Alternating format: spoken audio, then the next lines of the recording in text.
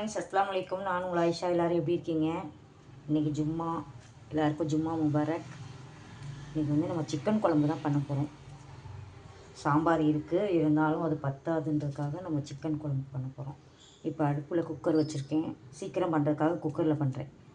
Cooker வச்சு எண்ணெய் ஊற்றிருக்கேன். எண்ணெய் காயட்டும். இப்போ வந்து எண்ணெய் காஞ்சிருச்சு. 2 பட்டை, 2 கிராம்பு, ஒரு ஏலக்காய் போடுறோம். அதோடு கொஞ்சம் ஜீரகம் போட்டுக்கலாம். பொரியட்டும். வெங்காயம் போட்டுக்கலாம். வெங்காயம் தக்காளி கொஞ்சம் நல்லா வணங்கட்டும்.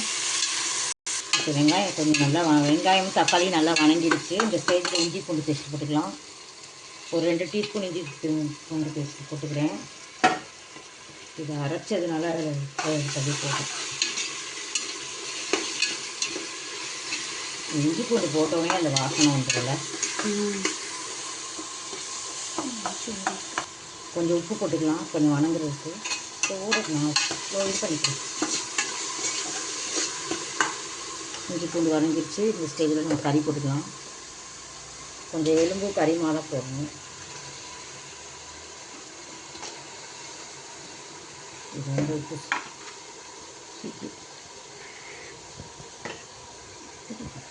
இப்போ இதோடய நம்ம வந்து கத்திரிக்காய் போட்டுக்கலாம். கத்திரிக்காயும் கறியோட போட்டு வணக்கினா தான் நல்லா டேஸ்ட் கொடுக்கும். நல்லா வணக்கிக்கலாம்.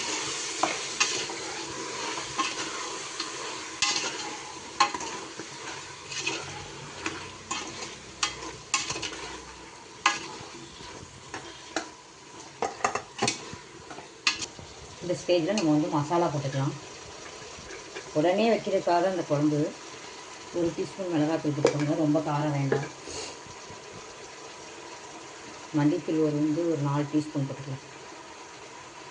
சின்ன டீஸ்பூன் போட்டு நல்லா வணக்கி போட்டுக்கலாம்.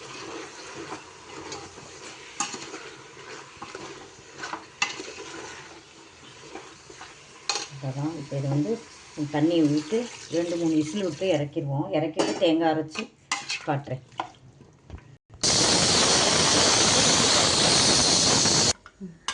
இப்போ குக்கர் விசில் போயிடுச்சு.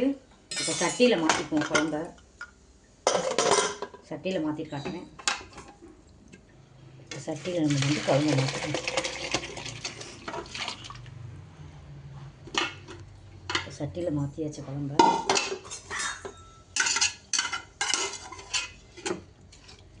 இந்த ஸ்டேஜில் வந்து குழம்பு கொதிக்குது. இப்போ வந்து உப்பு பார்த்துக்கலாம். இல்லை, உப்பு பத்தலை, கொஞ்சம் உப்பு போட்டுக்கலாம். உப்பு பார்த்து போட்டுக்கணும், தேவையான அளவு. இப்போ இந்த ஸ்டேஜில் வந்து நம்ம வந்து தேங்காய் அரைச்சி வச்சுருக்கோம். தேங்காயும் முந்திரியும் அரைச்சி ஊற்றணும். அதனால் தேங்காயும் பொட்டுக்களையும் கொஞ்சம் அரைச்சி ஊற்றுறோம்.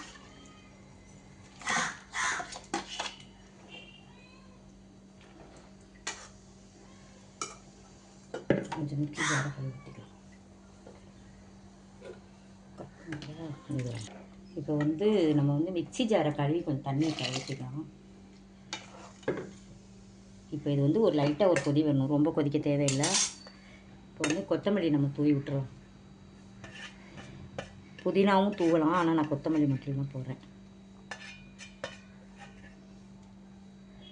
லைட்டாக ஒரு கொதி வந்தால் போதும், ரொம்ப கொதிக்க தேவையில்லை. தேங்காய் ஊற்றுனதுக்கப்புறம் ரொம்ப கொதிச்சா எண்ணெய் பிரிஞ்சு வரும், அது நல்லா இருக்காது. குழம்பு டேஸ்ட்டே கெடுத்துரும். அவ்வளோதான், ஒரே ஒரு கொதி லைட்டாக வரட்டும், காட்டுறேன் உங்களுக்கு. குழம்பு பாருங்கள், நல்லா கொதி வருது. ரொம்ப கொதிக்கக்கூடாது, சும்மா கொஞ்சம் தான் கொதிக்கணும். இந்த சூட்டிலே இந்த கொத்தமல்லியெலாம் வெந்து அந்த வாசனை இறங்கிடும். ரொம்ப சிம்பிளாக ஈஸியாக சீக்கிரமாக வைக்கிற குழம்பு இது. இதே மாதிரி நீங்களும் உங்கள் வீட்டில் செஞ்சு பாருங்கள், எல்லாருக்கும் பிடிக்கும். என்னோடய சேனலை எல்லோரும் பார்த்துட்டே இருக்கீங்க, ஆனால் லைக் பண்ண மாட்டேறீங்க, சப்ஸ்கிரைப் பண்ண மாட்டேன்றீங்க. பண்ணுங்கள், அதனால் உங்களுக்கு ஒன்றும் குறைவு இல்லை. ஓகே, பாய். அவ்வளோதான், குழம்பு ரெடி ஆகிடுச்சு. பிடிச்சா லைக் பண்ணுங்கள். இதே மாதிரி செஞ்சு சாப்பிட்டு பாருங்கள். அஸ்ஸலாமு அலைக்கும்.